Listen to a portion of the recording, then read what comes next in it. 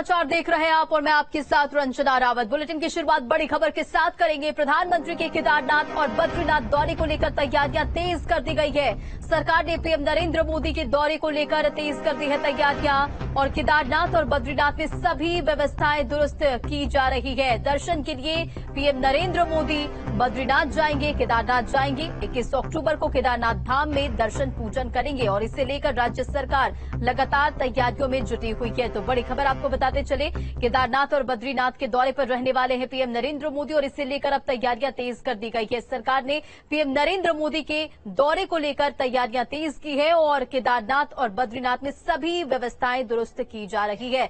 दर्शन के लिए पीएम नरेंद्र मोदी बद्रीनाथ और केदारनाथ जाएंगे। बताते चले आपको 21 अक्टूबर को केदारनाथ धाम का दर्शन करेंगे पीएम नरेंद्र मोदी।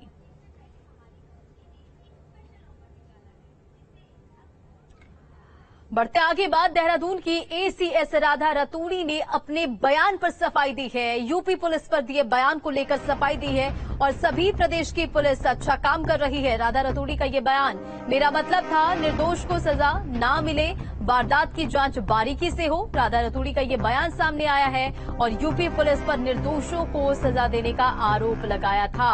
उत्तराखंड की अपर मुख्य सचिव राधा रतूड़ी ने यूपी पुलिस पर दिए अपने बयान पर अब सफाई दी है और राधा रतूड़ी ने कहा कि हर प्रदेश की पुलिस अच्छा काम कर रही है। अपने बयान को लेकर उन्होंने कहा कि मेरा मतलब था कि निर्दोष को सजा नहीं मिलनी चाहिए, वारदात की जांच बारीकी से हो। बताते चले आपको कि इससे पहले राधा रतूड़ी ने एक बयान दिया था जिसमें उन्होंने यूपी पुलिस की कार्यशैली पर सवाल खड़े करते हुए कहा कि कई बार निर्दोष को पकड़कर यूपी पुलिस कह देती है कि हमने क्राइम सॉल्व कर दिया है। उन्होंने कहा कि अगर आप एक निर्दोष को सजा देंगे तो 99 और अपराधी पैदा होंगे।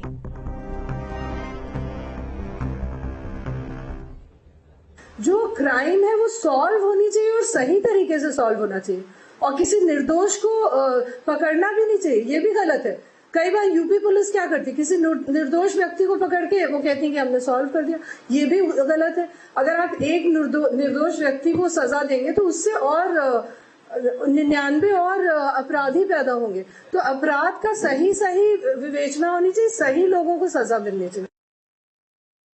प्रेस कॉन्फ्रेंस में जो विषय जिस पे बात हो रही थी वो ये है कि जो भी कोई क्राइम होता है तो उसका इन्वेस्टिगेशन सही तरीके से होना चाहिए और जो वास्तव में दोषी व्यक्ति हैं उनके खिलाफ कड़ी से कड़ी कार्रवाई होनी चाहिए। सभी प्रदेशों की पुलिस अच्छा काम कर रही है, यूपी पुलिस भी और उत्तराखंड पुलिस भी। और बहुत सारे ऐसे क्राइम्स होते हैं जिसमें मिल के दोनों पुलिस काम कर रही हैं और उसको सॉल्व भी कर रही हैं और बड़े बड़े अपराधियों को पकड़ा भी जा रहा है। तो आशय सिर्फ इतना ही था कि कोई निर्दोष व्यक्ति किसी भी केस में ना फंस जाए और जो वास्तव में दोषी व्यक्ति हैं उनके विरुद्ध ही पुलिस कार्रवाई करे। यूपी पुलिस के उत्तराखंड में एनकाउंटर के बाद योगी और धामी पुलिस सामने आ गई है। मुरादाबाद में इनामी खनन माफिया जफर अली की गिरफ्तारी को लेकर यूपी पुलिस की उत्तराखंड में दी गई दबिश के दौरान गोली लगने से महिला की मौत के बाद दोनों राज्यों के अधिकारियों के बीच टकराव लगातार सामने आ रहा है। रिपोर्ट देखिए। यूपी और उत्तराखंड पुलिस के बीच जुबानी जंग छिड़ गई है। उत्तराखंड की अपर मुख्य सचिव गृह राधा रतूड़ी ने यूपी पुलिस की कार्यशैली पर सवाल उठाते हुए निर्दोष लोगों को फंसाने का आरोप लगाया है। जो क्राइम है वो सॉल्व होनी चाहिए और सही तरीके से सॉल्व होना चाहिए और किसी निर्दोष को पकड़ना भी नहीं चाहिए, ये भी गलत है। कई बार यूपी पुलिस क्या करती है, किसी निर्दोष व्यक्ति को पकड़ के वो कहती है कि हमने सॉल्व कर दिया, ये भी गलत है। अगर आप एक निर्दोष व्यक्ति को सजा देंगे तो उससे और 99 और अपराधी पैदा होंगे। तो अपराध का सही विवेचना होनी चाहिए, सही लोगों को सजा मिलनी चाहिए। इस बयान पर कड़ी प्रतिक्रिया व्यक्त करते हुए यूपी के एडीजी कानून व्यवस्था प्रशांत कुमार ने कहा कि ऐसे गैर जिम्मेदाराना तथ्यहीन बयान से लोक सेवकों को बचना चाहिए। उत्तर प्रदेश पुलिस ने उत्तराखंड के एसीएस होम का बयान देखा और सुना है। एसीएस गृह उत्तराखंड ने बगैर तथ्यों की जानकारी किए एक गैर जिम्मेदाराना बयान जारी किया है। किसी भी सिविल सर्वेंट को ऐसे बयानों से बचना चाहिए। ये बयान खेदजनक है और तथ्यों के पे आधारित नहीं है। बता दें कि उत्तराखंड में अपराधी पकड़ने गई यूपी पुलिस की फायरिंग में एक महिला की मौत होने के बाद से मचे बवाल को लेकर राधा रतूड़ी ने कहा था कि यूपी पुलिस दोषियों की बजाय निर्दोष लोगों को पकड़ती है। इस बयान के बाद यूपी से लेकर उत्तराखंड तक मामला गर्मा गया। मामले को बढ़ता देख एसीएस राधा रतूड़ी को अपने बयान पर सफाई देनी पड़ रही है। जो भी कोई क्राइम होता है तो उसका इन्वेस्टिगेशन सही तरीके से होना चाहिए और जो वास्तव में दोषी व्यक्ति हैं उनके खिलाफ कड़ी से कड़ी कार्रवाई होनी चाहिए। सभी प्रदेशों की पुलिस अच्छा काम कर रही है, यूपी पुलिस भी और उत्तराखंड पुलिस भी।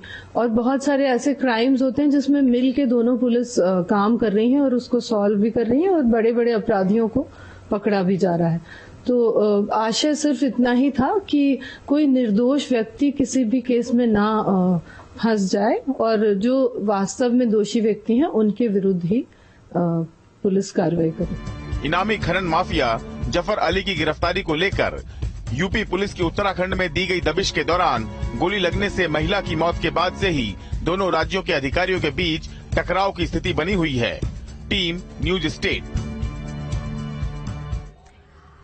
और वहीं अपर मुख्य सचिव के बयान पर कांग्रेस घेरती नजर आई। कांग्रेस प्रवक्ता गरिमा दासोनी ने राधा रतूड़ी के बयान पर हमला बोलते हुए कहा कि यूपी पुलिस पर सवाल खड़े करने से पहले अपना दामन जरूर झांक लेना चाहिए था।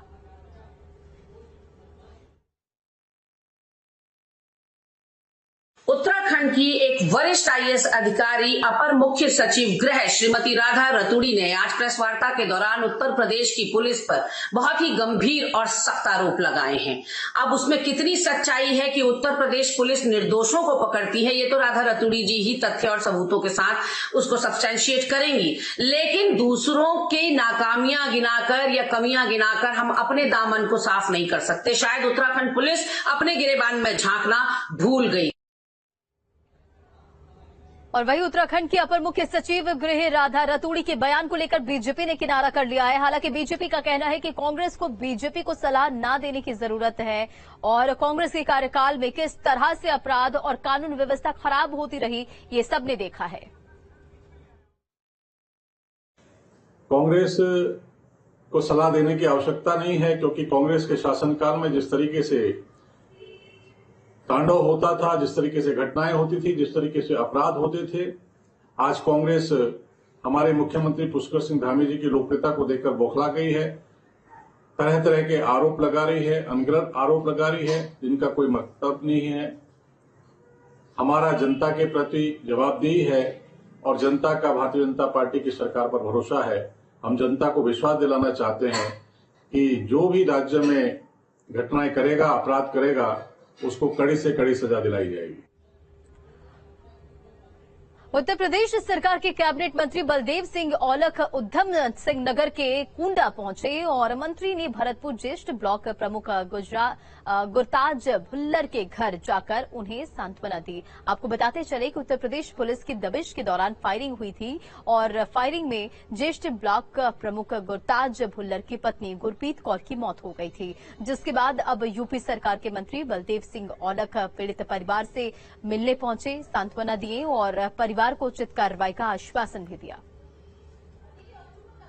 कि इस परिवार में जो पार्टी के शीर्ष पद पे है उनके साथ घटना हुई है और ये अफसोसजनक है। मैं आज उसी के तहत यहाँ से अपना अफसोस जाहिर करने आया था और जो भी कानून है, कानून अपना काम कर रहा है। अधिकारियों से बात करेंगे और जो सही होगा वो होगा। और खबर उत्तरकाशी से, जहां गंगोत्री हाईवे पर लैंडस्लाइड हुआ है और बंदरकोट के पास पहाड़ी से गिर रहे हैं पत्थर। तो बड़ी खबर आपको उत्तरकाशी से बताते चले, एक बार फिर से लोगों की मुसीबतें बढ़ती हुई। गंगोत्री हाईवे पर लैंडस्लाइड, बंदरकोट के पास पहाड़ी से गिर रहे हैं पत्थर। देखिए तस्वीरें भी निकलकर सामने आई है और लैंडस्लाइड की वजह से बंद कर दिया गया है हाईवे। सुरक्षा के मद्देनजर रूट भी डायवर्ट कर दिया गया है। तो देखिए तस्वीरें उत्तरकाशी से, जहां बड़े बड़े पत्थर जो है वो पहाड़ों से गिर रहे हैं और लोगों की मुसीबतें किस तरह से बढ़ती हुई नजर आ रही है। आपको बताते चले कि गंगोत्री हाईवे पर लैंडस्लाइड और बंदरकोट के पास पहाड़ी से गिर रहे हैं पत्थर। लैंडस्लाइड होने की वजह से रास्ता भी बंद कर दिया गया है और सुरक्षा के मद्देनजर रूट भी डायवर्ट किया गया है।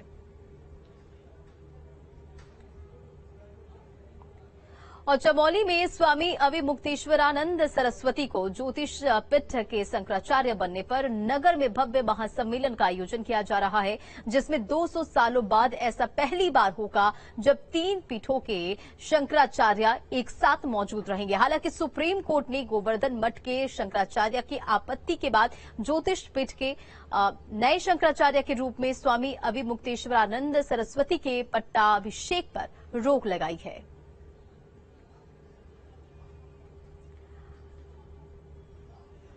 और खबर सागर से, जहां मध्य प्रदेश के दौरे पर सीएम धामी बहार रेजिमेंट के कार्यक्रम में भाग लेते हुए नजर आएंगे और बहार रेजिमेंट के वार मेमोरियल में शहीदों को श्रद्धांजलि भी अर्पित करेंगे सीएम धामी। तो बड़ी खबर आपको सागर से बताते चले, जहां मध्य प्रदेश के दौरे पर सीएम धामी और महार रेजिमेंट के कार्यक्रमों में प्रतिभाग लेते हुए नजर आएंगे और मेमोरियल में श्रद्धांजलि भी अर्पित करेंगे शहीदों को। वार मेमोरियल का भी मुख्यमंत्री धामी ने अवलोकन किया और देखिए तस्वीरें भी निकलकर सामने आई। महार रेजिमेंट के सैन्य अधिकारियों से मिलते हुए CM Dhami Mahar regiment centre में वृक्षारोपण कर स्वर्गीय पिता को याद किया। स्वर्गीय पिता को याद करते हुए भावुक हो गए मुख्यमंत्री और सीएम धामी मध्य प्रदेश के दौरे पर थे, जहां अपने मध्य प्रदेश के दौरे के दौरान सीएम धामी सागर जिले में स्थित महार रेजिमेंट में आयोजित कार्यक्रम में उन्होंने शिरकत की और इसी रेजिमेंट में सीएम धामी रात्रि विश्राम भी किए। आपको बताते चले कि सीएम धामी के पिता शेर सिंह इसी महार रेजिमेंट में तैनात थे।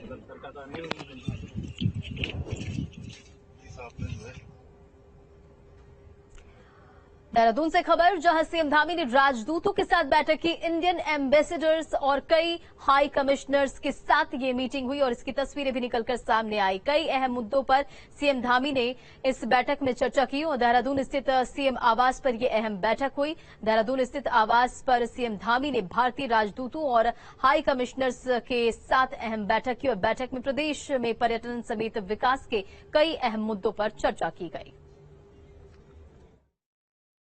7 देशों के राजदूत आए थे।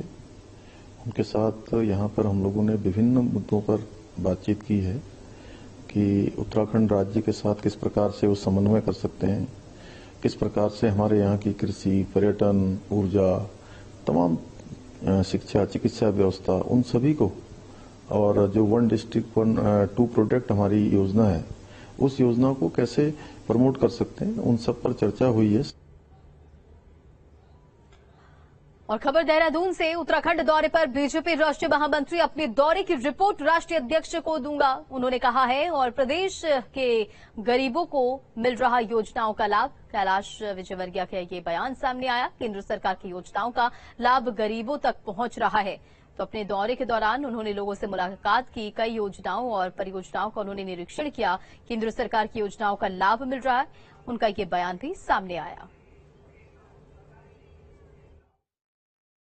उत्तराखंड एक ऐसा प्रदेश है, छोटा तो है ही, पर माननीय प्रधानमंत्री जी के लिए बड़ा लवली प्रदेश है। प्रधानमंत्री जी इस प्रदेश को बहुत प्यार करते हैं और इसीलिए कल से मैं देख रहा था कि प्रधानमंत्री का इस प्रदेश के प्रति इतना अनुराग है कि जितनी बार वो उत्तराखंड आते हैं उतनी बार किसी मध्य प्रदेश में नहीं आते।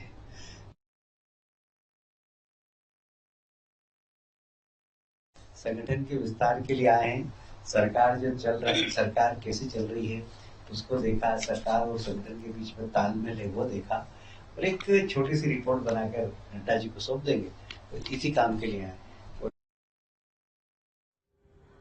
अंकिता भंडारी के पिता वीरेंद्र भंडारी ने अंकिता हत्याकांड की जांच अब सीबीआई से करवाने की मांग की है। अंकिता के पिता का कहना है कि एसआईटी की जांच से वे संतुष्ट नहीं है। वहीं अंकिता को न्याय मिले, इसको लेकर अंकिता भंडारी के घर से तिरंगा यात्रा की शुरुआत की गई और इस तिरंगा यात्रा में प्रदेश भर से आए छात्र नेता और स्थानीय लोग शामिल हो रहे हैं। तो लोगों में नाराजगी और अब अंकिता भंडारी के पिता ने सीबीआई जांच की मांग की है।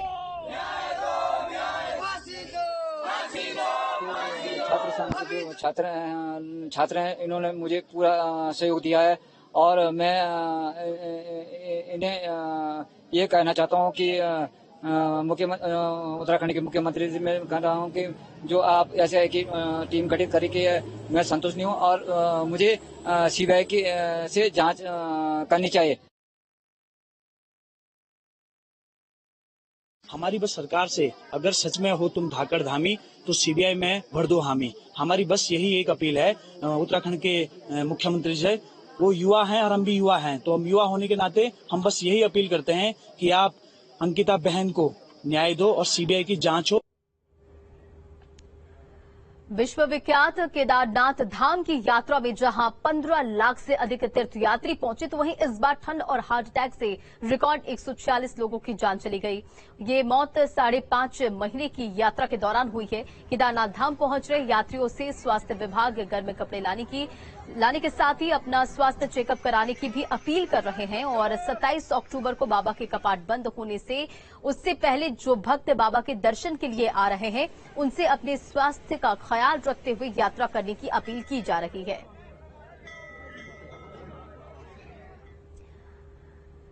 कृष्णनगर में लंबे समय से चली आ रही जलभराव की समस्या से निपटने के लिए नगर निगम कार्यालय में मेयर गौरव गोयल ने बैठक बुलाई और बैठक में नगर निगम के अधिकारी और स्थानीय विधायक भी शामिल हुए। मेयर ने जलभराव की समस्या से निदान पाने के लिए ठोस कदम उठाए जाने को लेकर मंथन भी किया, साथ ही जल्द ठोस कदम उठाने का आश्वासन भी दिया है।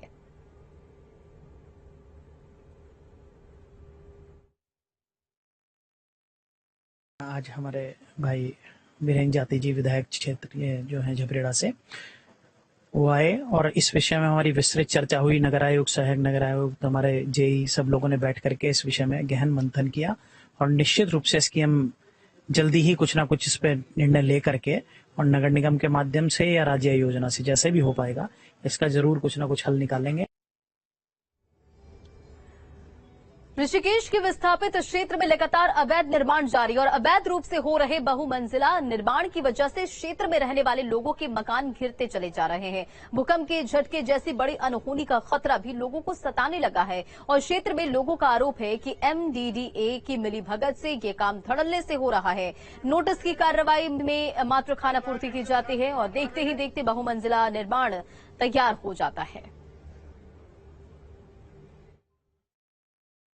जब से फ्लैटों का निर्माण करे, जनता एकदम बार बार ज्ञापन दे रही, बार बार, लेकिन किसी तरह से कार्रवाई नहीं की। इसमें कांग्रेस सरकार, भारतीय जनता दल दोनों इन्वॉल्वमेंट, और ये लग रहा है कि आने वाले भविष्य में ऐसा इस तरह जो फ्लैटों का निर्माण करे, ये मुझे गरीब जनता की सुनी नहीं रही। हाईकोर्ट में रिमांड या हाईकोर्ट में रिट मारी, उसके बाद भी कुछ नहीं हो रहा था। क्या है, एक कोर्ट है, सिस्टम है, कुछ नहीं, कार्यप्रणाली बेहतर हो गई।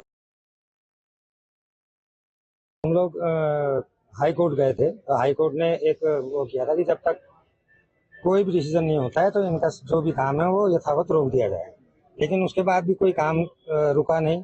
रुकने के बजाय रुकना चाहिए था वो तो खैर छोड़िए, नए फ्लैट बने हैं, कम से कम 8 मंजिल 9 मंजिल फ्लैट बन रहे हैं। यहाँ के प्रशासनिक अधिकारी का मकान भी वहीं पे है 5 नंबर गली में, लेकिन उनकी भी आंखें मूंदी हुई है। अगर इस पर कोई कार्रवाई नहीं तो उग्र आंदोलन किया जाएगा और ये विस्थापित की जनता की तरफ से लास्ट चेतावनी है प्रशासन को भी और MDDA को भी। नैनीताल के जिला प्रशासन पर हाईकोर्ट की अवमानना की तलवार लटक रही है। सीनियर एडवोकेट नितिन कार्की की अवमानना की याचिका पर सुनवाई के बाद कोर्ट ने कड़ी फटकार लगाई थी, जिसके बाद अतिक्रमण को लेकर जिला प्रशासन ने सख्ती दिखाई। नगरपालिका कार्यालय में बैठक कर रणनीति बनाई गई, जिसके बाद SDM ने सभी फड़ों का निरीक्षण किया और कुछ व्यवसायियों से बात कर उनकी वैधता जानी। माननीय उच्च न्यायालय के आदेश के अनुपालन के क्रम में आज पूरी मार्केट का सर्वे किया जा रहा है। जितने भी फड़ व्यवसायी हैं जो अवैध रूप से या वैध रूप से संचालित हो रहे हैं, उन सभी को मुनादी की जा रही है कि जो समय निर्धारित है उसी निर्धारित समय में फड़ लगाएंगे, उससे पहले कोई फड़ नहीं लगाएगा। इसके खिलाफ पूरे स्थान का चिन्हीकरण किया जा रहा है और जिस हिसाब से चिन्हीकरण किया जाएगा जिसको जो अलॉट है वही वो फड़ का व्यवसाय करेगा। बिजनौर की सीमा पर नीलधारा गंगा के पास खानपुर इलाके में बालावाली के नाम से पुलिस चौकी बनाई गई है और इस पुलिस चौकी पर यूपी से आने जाने वाले सभी वाहनों और लोगों की जांच की जाती है। चौकी बनाए जाने के 1 दशक बाद भी इस चौकी को आज तक बिजली का कनेक्शन मुहैया नहीं कराया जा सका और जबकि यहां बिजली से चलने वाले सभी उपकरण पर्याप्त मात्रा में हैं, जो आज बिजली नहीं होने के कारण शोपीस बने हुए हैं और चौकी को सोलर लाइट के भरोसे चलाया जा रहा है।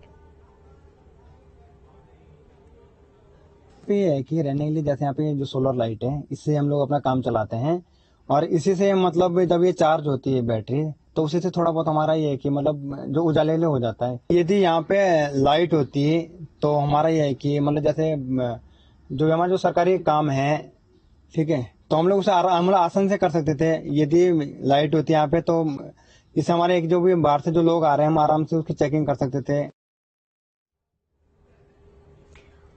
और श्रीनगर में नगर निगम और नगर पालिका की लड़ाई अब श्रीनगर के विकास पर प्रभाव डाल रही है। लंबे समय से यहां विकास कार्य बंद पड़े हुए हैं। ना तो नगर क्षेत्र में सड़कों के हाल सही है और न ही अन्य व्यवस्थाएं। दरअसल श्रीनगर नगर पालिका को सरकार ने विस्तारित कर नगर निगम घोषित कर दिया था, लेकिन सरकार के नगर निगम घोषित किए जाने के बाद नगर पालिका अध्यक्ष पूनम तिवारी कोर्ट पहुंच गई और कोर्ट ने फिलहाल सरकार के फैसले पर स्टे लगा दिया है। लेकिन इन सबके बीच नगर क्षेत्र में होने वाले विकास कार्य बंद पड़े हुए हैं।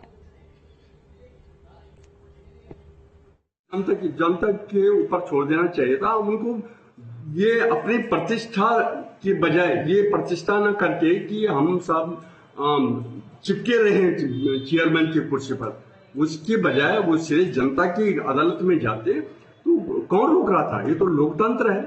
लोकतंत्र जो भी फैसला करता हो सबको स्वीकार।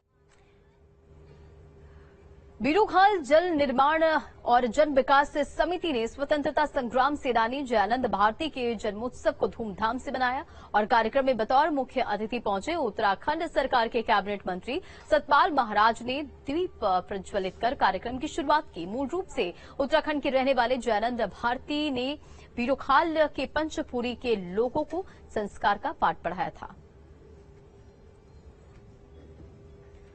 तो मंत्री सतपाल महाराज ने इस कार्यक्रम में शिरकत की। मंत्री ने दीप जलाकर शुभारंभ किया इस कार्यक्रम का। राजकीय मेले का भी आपको बताते चले आयोजन किया गया है।